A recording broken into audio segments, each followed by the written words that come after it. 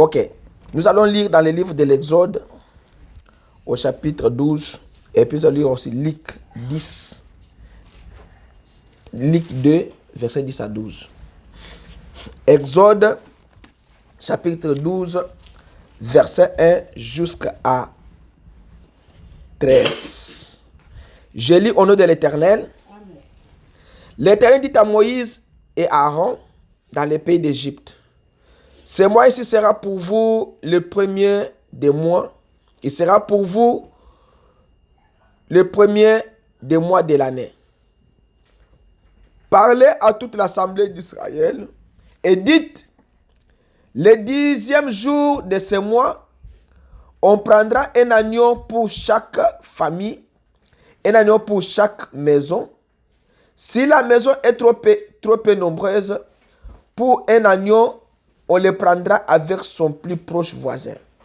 Selon le nombre de personnes, vous compterez pour cet agneau d'après ce que chacun peut manger. Ce sera un agneau sans défaut, mâle, âgé d'1 an. Vous pourrez prendre un agneau ou un chevreau. Vous le garderez jusqu'au 14e jour de ce mois, et toute l'assemblée d'Israël l'immolera entre les deux soirs.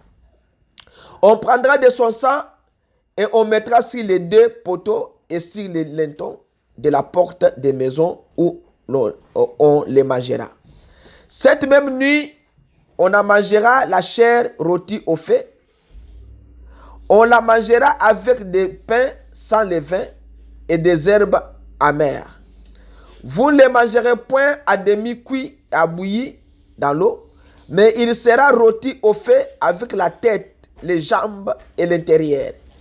Vous n'en laisserez rien jusqu'au matin, et s'il en reste quelque chose, le matin, vous le brûlerez au feu. Quand vous les mangerez, vous aurez vos reins sains, vos souliers aux pieds et votre bâton à la main, et vous les mangerez à la hâte. C'est la Pâque de l'Éternel. Cette nuit-là, je passerai dans le pays d'Égypte et je frapperai tous les premiers-nés du pays d'Égypte, depuis les hommes jusqu'aux animaux. Et j'exercerai le jugement contre tous les dieux de l'Égypte, et je suis l'Éternel. Le sang vous servira de signe sur les maisons où vous serez. Où vous serez. Je verrai le sang et je passerai par-dessus vous, et il n'y aura point de plaie qui vous détruise quand je frapperai les pays d'Égypte. Amen. Luc chapitre 2, versets 10 à 12. L'évangile de Luc, chapitre 2, versets 10 à 12. La Bible dit: «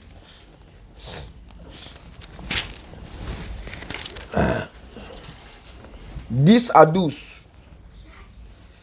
Mais l'ange leur dit: ne craignez point, car je vous annonce une bonne nouvelle, qui sera pour vous, qui sera pour tous les peuples le sujet d'une grande joie. C'est quand aujourd'hui, dans la vie de David, il vous est né un sauveur, qui est le Christ, le Seigneur.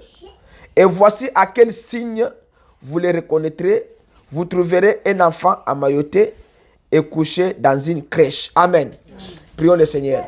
Éternel Dieu Tout-Puissant, nous te disons merci ce matin, parce que tu as voulu que nous puissions parler à ton peuple. Alors Seigneur, inspire-nous ce que nous allons parler, que toi tu puisses croître, que nous puissions descendre, Seigneur. Alors diminue-nous, Seigneur, afin que toi tu puisses augmenter dans notre vie. Seigneur Jésus, parle à ce peuple qui est devant moi. Seigneur, ceux qui ne sont pas venus, les difficultés qu'ils ont trouvées, toi tu les sais, Seigneur. Mais nous prions, nous disons, Seigneur, toute la Bible dit que là où 2 ou 3 sont rassemblés, mon nom est au milieu d'eux. Si nous sommes à cet endroit en ton nom, alors manifeste-toi, Seigneur. Parce que ce n'est pas seulement ceux qui sont devant moi qui vont t'écouter, même ceux-là qui nous suivent par l'internet t'écoutent, Seigneur. Alors bénis-nous ce matin. Donne-nous ton esprit, Seigneur, afin que cet esprit-là puisse nous enseigner toutes choses. Enlève à nous les doutes, l'esprit de rétrograde, esprit qui nous fait reculer, Seigneur. Enlève à nous, Seigneur, tout ce qui nous embête. Ce matin, nous chassons l'esprit de distraction, de sommeil. Ce que Satan a infligé à chacun de nous, nous les chassons, nous mettons dehors au nom de Jésus. Nous implorons ta grâce, que tu sois avec nous, Seigneur. Déplace-moi dans mon chemin, déplace mon frère et ma soeur dans son chemin. Place-toi, Seigneur, jusqu'à notre chemin et parle dans nos cœurs, Seigneur, afin que nous puissions sortir avec quelque chose. Laisse que ce matin tu sois béni, cloué, glorifié à jamais. Au nom de Jésus. Amen. Amen. Ok. Je vais parler ce matin sur un sujet appelé un signe particulier ou signe avertisseur. C'est là où je dois parler ce matin. Alors, je devrais parler sur un dos approprié, mais je dois parler sur ceci parce que il y a des écritures bibliques qui parlent d'un signe particulier que Dieu donne à son peuple, ou bien un signe avertisseur de sa venue. Alors, parce que Dieu a commencé d'abord à montrer des signes dans la nature à ses peuples. Cela veut dire que Dieu, quand il a commencé le monde, il a créé un premier homme qui s'appelait Adam. Et l'histoire est allée jusqu'à Noé. Enoch, Noé. Alors, la Bible dit que quand les hommes commençaient à se multiplier sur la terre, alors les gens commençaient à vivre comme le monde. Ils ne s'attendaient pas encore que Dieu puisse leur parler. Ils n'observaient pas le commandement de Dieu. Ils faisaient tout ce qu'ils voulaient sans l'accord de Dieu. Alors Dieu, dans sa connaissance, dans sa préscience, Dieu a remarqué que il y a des péchés qui s'accumulent sur la terre. Mais comme les péchés s'accumulent, Dieu n'aimait pas le péché et Dieu ne vit pas dans les péchés. Dieu c'est la sainteté, Dieu c'est la lumière. Dieu n'est pas les ténèbres, Dieu n'est pas la pureté, mais Dieu c'est la pureté. Alors, dans Genèse 9, 12, du temps de Noé, la Bible dit que Dieu dit, quand il a exterminé la terre après le déluge, Dieu a fait des signes dans le ciel. Il a dit que ces signes, c'est un signe d'alliance entre moi. C'est un signe de la nature. Qu'est-ce que Dieu avait dit? Dans Genèse 9, 12, il est dit, et Dieu dit, c'est ici le signe de l'alliance que je mets entre moi et vous, et tout être vivant qui est avec vous pour les générations à toujours. Quel est le signe que Dieu avait mis dans la nature après avoir détruit la terre? Dieu avait mis l'arc-en-ciel. Quand l'arc-en-ciel est sorti, Dieu avait mis, c'est un signe d'alliance que je mets entre moi et vous et l'être vivant qui est avec vous pour des générations en génération. Dans 13, il dit, je mettrai mon arc dans les nuées. C'est ça l'arc-en-ciel dans la nature que Dieu a mis. Le premier signe que Dieu a mis dans la nature. C'est arc dans les nuées et il sera pour signe d'alliance entre moi et la terre. C'est que Dieu a fait l'alliance avec la nature. Il a fait l'alliance d'abord avec la terre. Alors il dit dans Genèse 9, 17, et Dieu dit à Noé, c'est là le signe de l'alliance que j'établis entre moi et toute chair qui est sur la terre. C'est que dans la nature, Dieu avait un signe d'alliance, que Dieu fait l'alliance avec la terre. Dieu fait l'alliance avec la nature. Dieu fait l'alliance avec les êtres vivants. Dieu fait l'alliance avec les créatures. Alors, comme il a fait l'alliance avec la créature, Dieu allait aussi faire une alliance avec des hommes. Maintenant, dans la chair, il fallait que Dieu puisse faire aussi l'alliance. Il a fait avec Noé, il a fait avec la nature, il a fait avec la terre, et Dieu devait aussi le faire dans la chair. Ça, c'est dans Genèse 17, 11, il dit, il a dit à Abraham, vous circoncirez la chair de votre prépuce et ce sera un signe d'alliance entre moi et vous. C'est que dans la chair, Dieu devait aussi faire aussi une autre alliance par ces signes. Ce sont des signes particuliers qui ne sont pas venus d'un homme, ce sont des signes qui viennent de Dieu. Dieu veut faire une alliance avec des gens. Pourquoi? Parce que Dieu veut collaborer avec l'homme. Mais l'homme fuit Dieu. L'homme ne veut pas faire l'alliance avec Dieu. Chaque fois que Dieu fait l'alliance avec l'homme, la personne qui casse l'alliance, c'est l'homme, ce n'est pas Dieu. Dieu reste sur sa parole. Dieu reste sur l'alliance qu'il a faite avec l'homme. Mais c'est l'homme qui casse l'alliance qu'il a faite avec Dieu. L'homme fait un vœu avec Dieu. Il dit, si tu me sauves, je te sauverai toute ma vie. Maintenant, Dieu sauve l'homme. Si tu me donnes de l'argent, je donnerai la dîme à l'église. J'achèterai les histoires à l'église. Mais l'homme trouve l'argent, il ajoute des femmes. Il trouve l'argent, il va dans la boîte de nuit. Il oublie. C'est qu'il a fait un vœu à Dieu. Il a fait l'alliance avec Dieu, mais c'est lui qui a cassé l'alliance. Dieu n'a jamais cassé l'alliance qu'il a faite avec l'homme. La Bible dit, mieux vaut ne pas faire un vœu que d'en faire un et de ne pas l'accomplir. Tu fais un vœu avec Dieu. Tu fais un vœu avec une femme, une jeune fille, que tu vas la marier.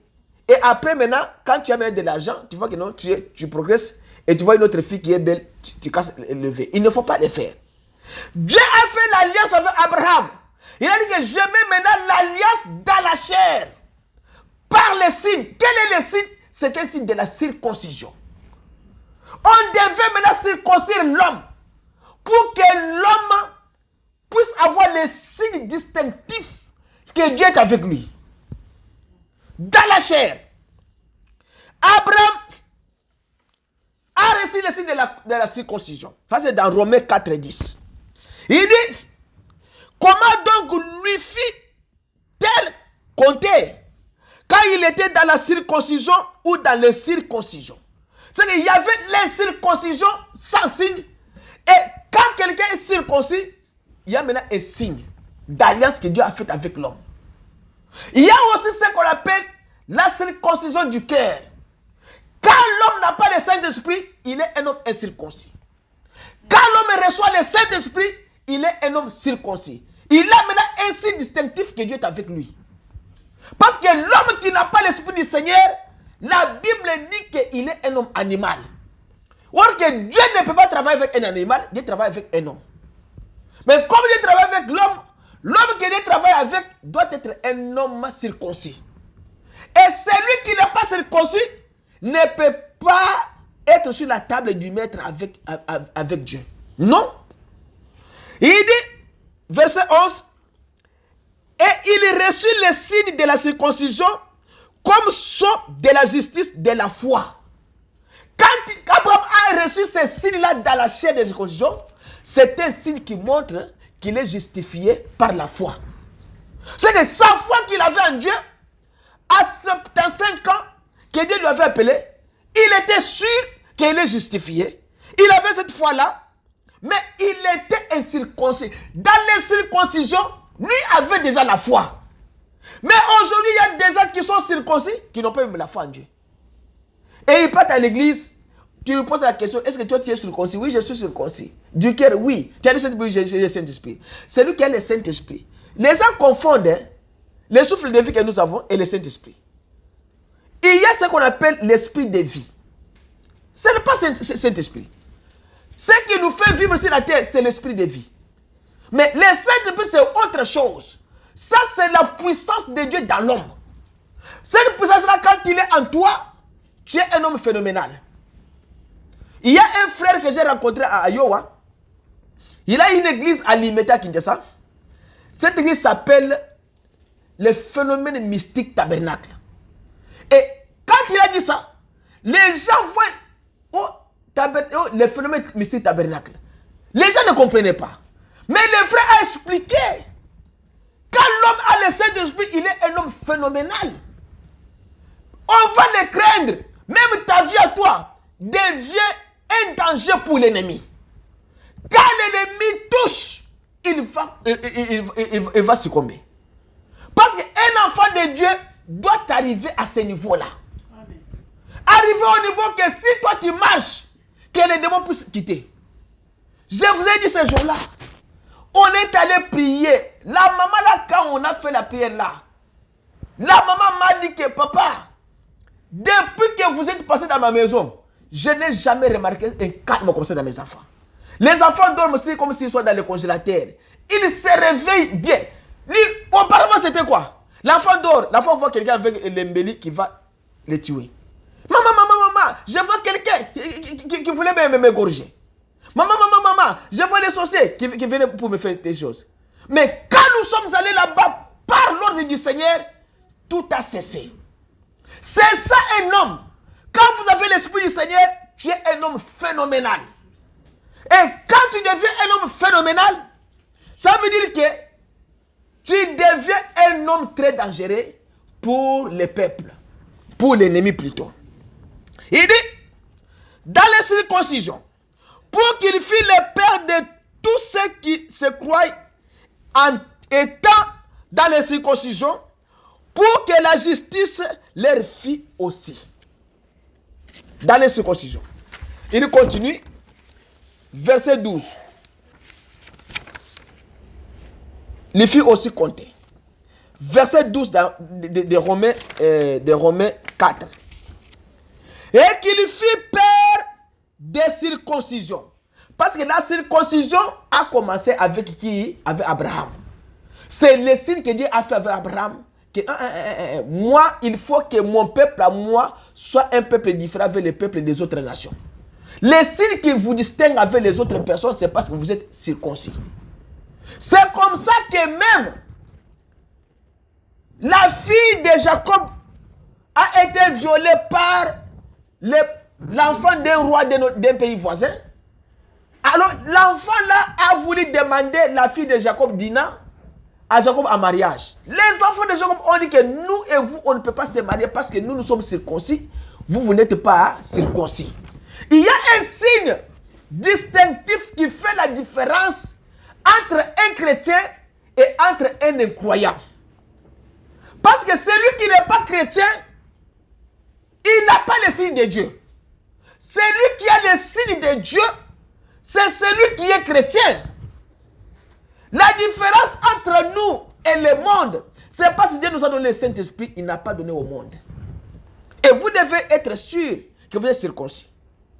Il dit, il fit le père des circoncis, non seulement pour ceux qui sont de la circoncision, mais aussi pour ceux qui marchent sur les traces de la foi. Car eu notre père Abraham dans les circoncisions. Abraham a marché dans les circoncisions avec la foi, tout en sachant qu'il est justifié. Abraham n'a pas dit que non, moi je n'ai pas la foi. Abraham a gardé ça jusqu'à ce que Dieu lui a donné ces signes-là. Ça, c'est le signe de la chair. Maintenant, il y a le signe du sang. Nous avons vu les signes dans la nature, que Dieu a fait l'alliance avec l'homme du temps de Noé. Il l'a fait avec la terre, il l'a fait dans le ciel, il l'a fait. Maintenant, nous avons vu les signes dans la chair avec Abraham dans la circoncision. Maintenant, il y a les signes par le sang. C'est ce que nous avons lu maintenant dans Exode 12, 1 jusqu'à 13. Dieu dit ceci, les signes dans le sang. J'ai dit seulement le verset 13. Et le sang vous servira pour signe sur les maisons où vous serez. Et je verrai le sang, je passerai par-dessus vous.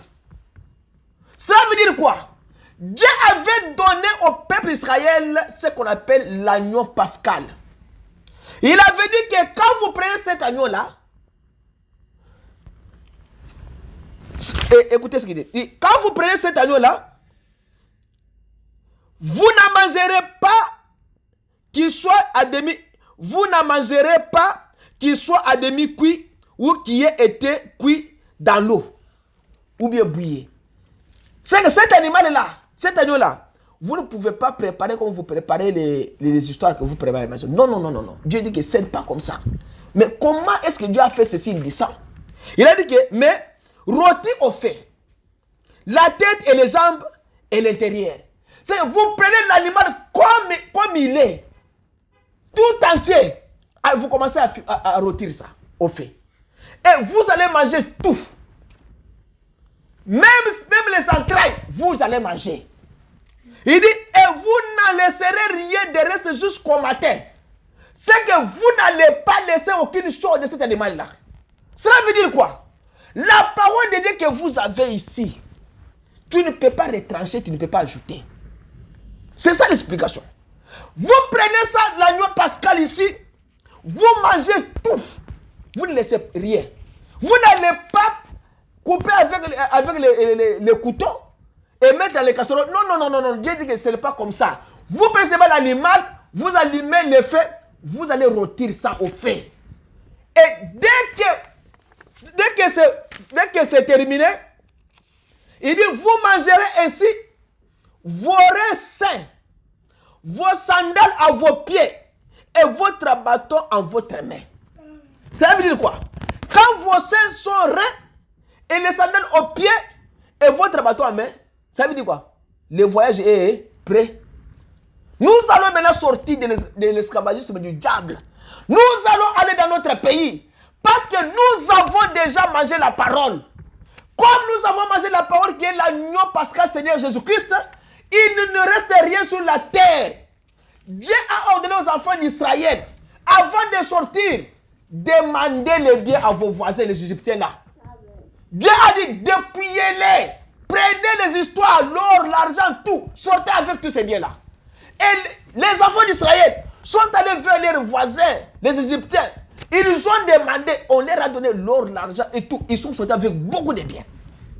Quand le voyage est prêt pour le ciel, vous devez manger toute la parole du Seigneur. Et la parole de Dieu, on dit que tu ne peux pas retrancher et tu ne peux pas ajouter. Ce qui est I est I, ce qui est O est O dans la parole. Quand Dieu met un point, toi aussi reste là-bas. Nos reins sains, nos sandales aux pieds et notre bâton à main, et vous les mangerez à la hâte. C'est la Pâque de l'Éternel. La parole là que vous mangez, toi, tu ne dois pas prendre la parole de Dieu comme si tu manges la bouillie. La parole de Dieu, on la prend en hâte. Dès que ça arrive, reçois-la. Si tu laisses une minute dans la vie, Satan va vous donner une écriture. Je vous l'ai dit la fois passée, ne donnez pas l'occasion à Satan de vous expliquer l'écriture biblique. Ne le faites pas. Et dès que vous ne mangez pas la parole à la hâte, vous laissez un trou, Satan entre. Il commence à vous dire qu'il est écrit.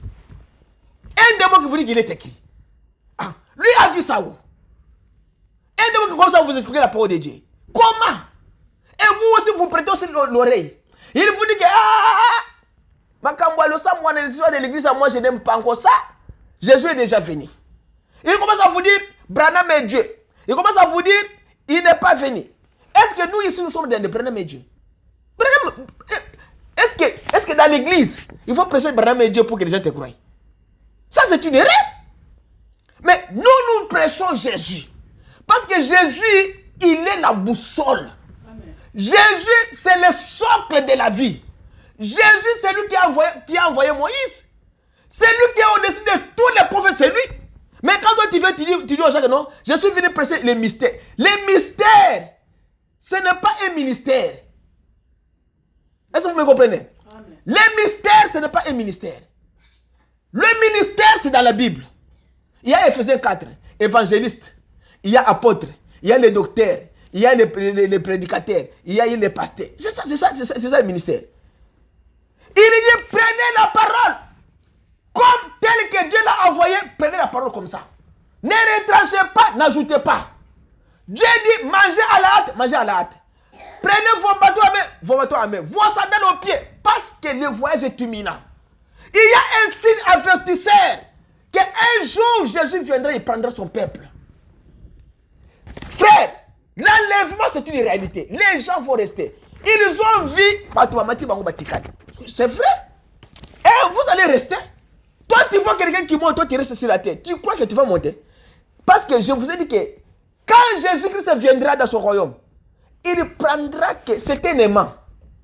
Il prendra que les métals qui sont compatibles à sa puissance.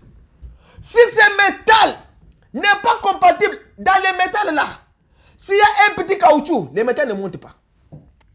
Prenez le métal, ajoutez le petit caoutchouc et prenez l'aimant, mettez comme ça ne doit pas monter. Si vous enlevez le caoutchouc là, les métals vont monter parce que maintenant c'est compatible à la puissance de l'aimant. Jésus ne prendra, celui qui a l'intérieur vide, Jésus ne le prendra pas. Parce qu'il n'a pas ses serins, il n'a pas le sandal à main et il n'a pas le bâton à main. Puisque le voyage n'est pas prêt pour lui. Il n'a pas mangé l'agneau pascal. Il n'a pas la parole. Il n'est pas circoncis. Comment est-ce qu'il va monter? Il va monter comment? Quelqu'un qui monte, c'est celui qui a mangé l'agneau pascal, le Seigneur Jésus-Christ. Celui qui a la parole. Celui qui a reçu Jésus dans sa vie, qui est le Saint-Esprit, le signe de la circoncision. Alors là, maintenant, vous montez. Je passerai par le pays d'Égypte cette nuit-là. Et je frapperai tous les premiers-nés dans le pays d'Égypte, depuis l'homme jusqu'aux bêtes.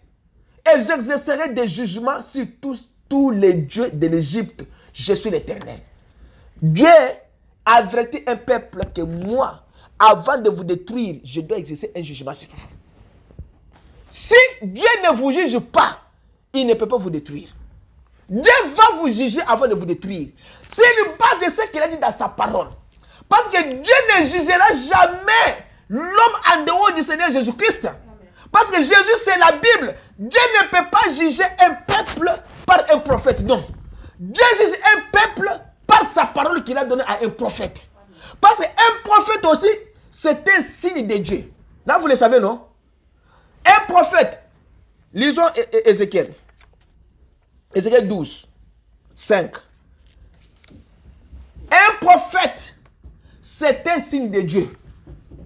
Et si vous ne l'écoutez pas, vous allez être jugé. Prenez Ézéchiel, c'est après Jérémie, quelque chose comme ça. 5. Je prends la Bible pour bien lire.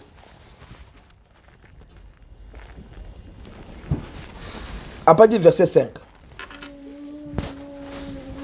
Écoutez ce que la Bible dit. Ézéchiel, c'est après Jérémie. Hein? Ok. 12. À partir du verset 5. Écoutez ce que la Bible dit. Il dit, sous leurs yeux, tu perceras la muraille et tu sortiras tes effets par là. Sous leurs yeux, tu les mettras sur ton épaule et tu les sortiras pendant l'obscurité. Tu te couvriras le visage et tu ne regarderas pas la terre.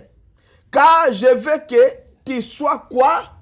Un signe pour la maison d'Israël. C'est un prophète. C'est un signe de Dieu pour son peuple. Alors quand Dieu vient pour vous juger, vous, il ne vous juge pas par un prophète, mais il vous juge par les signes qu'il a donné à un prophète. Parce que le prophète lui-même, c'est un signe de Dieu qu'il doit venir. Mais dans la Bible, ça c'est ce qu'on appelle les signes pour les nations. On a eu les signes dans la nature, on a eu les signes dans la chair, on a eu les signes par le sang. Maintenant, il y a les signes pour la nation. Chaque prophète est un signe pour la nation. Dieu a envoyé Élie. Jézabel l'a menacé. Élie a fui. Aussi longtemps que Élie était sur la terre, il était le signe de Dieu pour que ce peuple puisse l'écouter. Mais ils n'ont pas écouté Élie. Élie les a amenés jusqu'au mont Carmel pour leur montrer une démonstration que non, moi je suis le signe que Dieu a envoyé pour vous. Quand ils ont refusé, qu'est-ce qu'Élie a fait? Élie a fait des choses. La première des choses, Élie a bloqué la pluie. la pluie ne doit pas tomber. Ils ont dit, ah, ça ne doit pas tomber. 3 ans et 6 mois, ça n'a pas tombé. Le premier signe qu'il leur a montré que non, je suis un homme circoncis, je suis le signe pour vous. Et je dois fermer la nature. Il a fermé la nature a obéi. Amen. Voilà comment un enfant de Dieu doit être. Il faut que la nature obéisse à toi. Amen. Tu dois changer la nature. Quand tu marches, tu dois dire à la nature, j'ai besoin du temps. Soleil, arrête-toi. Et le soleil va s'arrêter. Élie l'a fait. La Bible dit qu'Élie était un homme de la même nature que nous. Il a fermé les ciels pour que la pluie ne tombe pas. Et lui-même a ouvert encore les ciels. Il a dit maintenant ça va tomber. Et la nature a obéi et la pluie a tombé. Deuxième signe. Élie a bloqué les prières des prophètes de Baal. Élie a dit que même si vous priez comment, ça va correspondre à Binoté. Voyez? Tel que vous êtes ici, vous avez l'autorité. Ton ennemi là, tu l'as déjà maudit, tu l'as déjà condamné, bloque sa prière. Dites à Dieu, Seigneur, je ne veux pas que sa prière puisse arriver à toi. Et la prière sera bloquée. Parce que vous êtes un homme qui est circoncis, que Dieu a donné un signe de la circoncision. Vous avez l'autorité de bloquer la nature. Seigneur, comme lui m'a menacé, même s'il lui prie, ne l'écoute pas. Et Dieu va le faire. Commençons à faire des prières comme ça, même dans des maisons déjà quand nous partons. Comme nous sommes venus ici, nous vous disons que tous vos ennemis là, nous allons bloquer les prières. Même s'ils prient comment, ça ne doit pas arriver auprès de Dieu. Et ça doit être bloqué. Parce qu'Élie, c'est la parole du Seigneur. Parce qu'Élie l'a fait dans la Bible. Il a bloqué la nature a obéi. Et il est allé chez les hommes. Il a dit que vos prières ne doivent pas arriver à Dieu. Et Dieu, il a bloqué les prières ne sont pas arrivées. Et la dernière chose qu'il a faite, il a ordonné pour qu'on puisse tuer tous ces gens-là qu'il a bloqué la prière. C'est comme ça qu'on doit faire avec nos ennemis. Nous, on ne doit pas laisser nos ennemis. Nous allons bloquer les prières de nos ennemis. Et nous allons maintenant les sacrifier comme les histoires à manger. Et il a bloqué cela. Exode 31, 13, il dit quoi? Toi, parle au fils d'Israël disant, certainement vous garderez mes sabbats, car c'est un signe entre moi et vous et vos générations, pour que vous sachiez que c'est moi l'Éternel qui vous sanctifie. Signe pour la nation. Moïse était un signe pour la nation. Jérémie était un signe pour la nation. Jean-Baptiste était un signe pour la nation. Jean-Baptiste est venu avec un message. On l'a refusé. Jérémie a amené le message. Il leur a dit que moi, avant que je vienne au monde, Dieu m'a établi prophète des nations. Ils l'ont rejeté. Ils l'ont refusé. Et Jean-Baptiste est venu avec le message. Ils l'ont rejeté.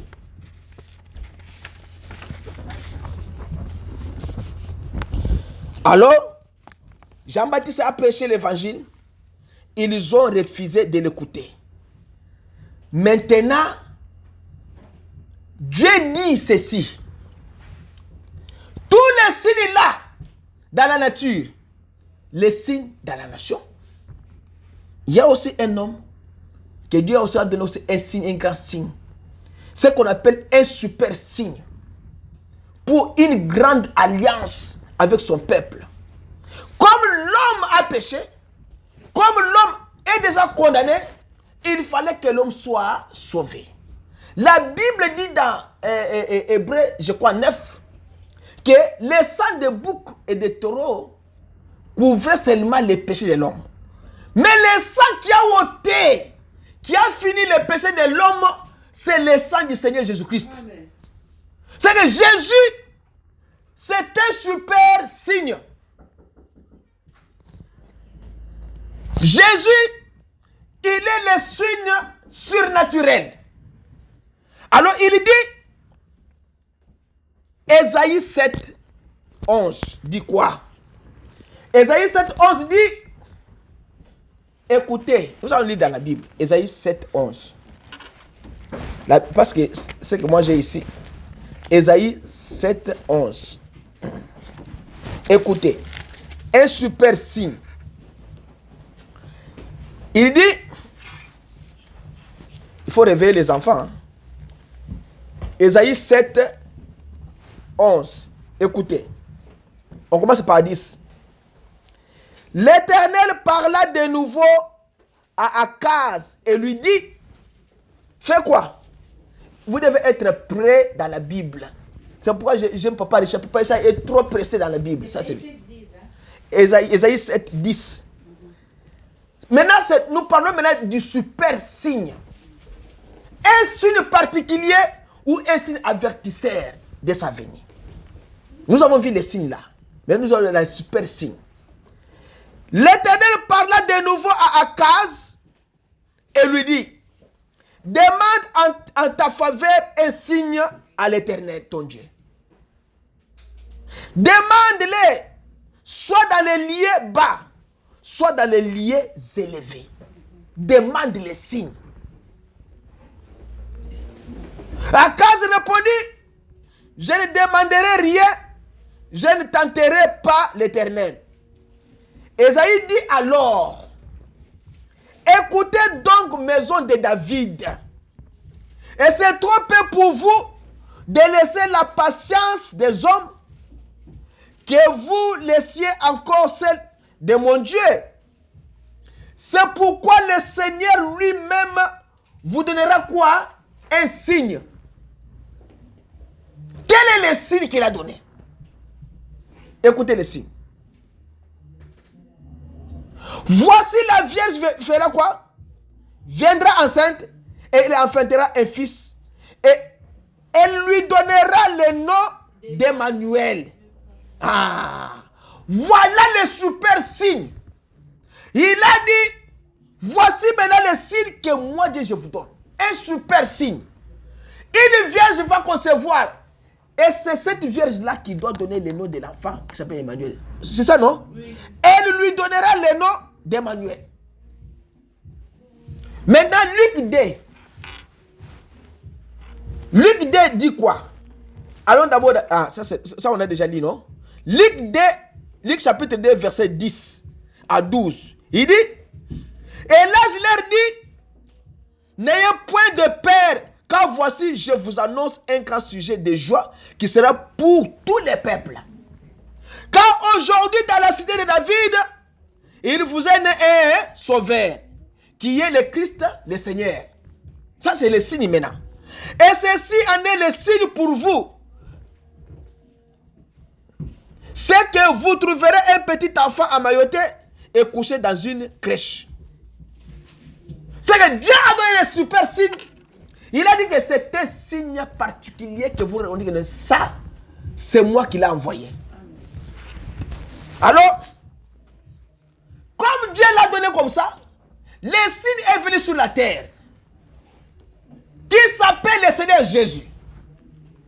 Il a tout fait à son peuple, à ses frères, et ils l'ont rejeté. Mais écoutez,